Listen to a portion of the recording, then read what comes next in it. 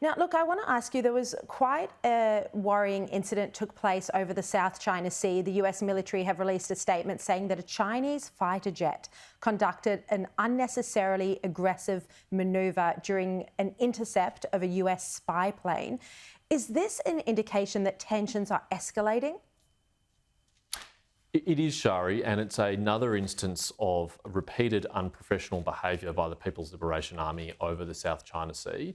We've seen it both over the water and in the air, and we've seen it in relation to US assets, to Canadian assets and Australian assets, where they've engaged in dangerous manoeuvres that could cause an accident, and who knows where it would go from there. Then the last thing that any one of us need is an accident that spirals into a crisis. And so the irresponsible activity that the PLA has repeatedly engaged in is incredibly irresponsible and raises the temperature in the region at a time in which we should all be seeking to lower it. No, exactly. Now, what do you make of General Jack Keen's warning that there could be massive cyber attacks from China? Is this something that Australia is anticipating as well as the US?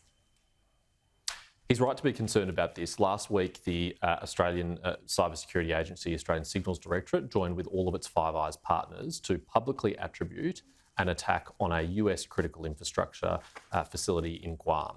Now, the reason why that's important, and I questioned the Signals Directorate about this in estimates last night, is that it is very reasonable to assume that if they had that presence on a US critical infrastructure network, that they're also seeking or may indeed already have that presence on an Australian critical infrastructure network.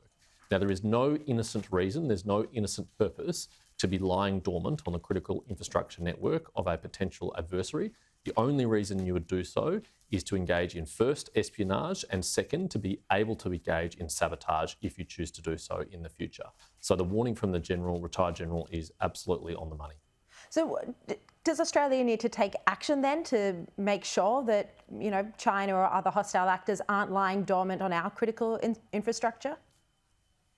We absolutely do, and the good news is that we are. It was a big part of the rationale for the Red Spice funding in the former government's last budget in March 22, a $10 billion investment in increasing both the offensive and defensive capabilities of the Signals Directorate, and also the critical infrastructure legislation which we passed, which requires entities that are vulnerable to these sort of attacks to step up their investment in their own defences.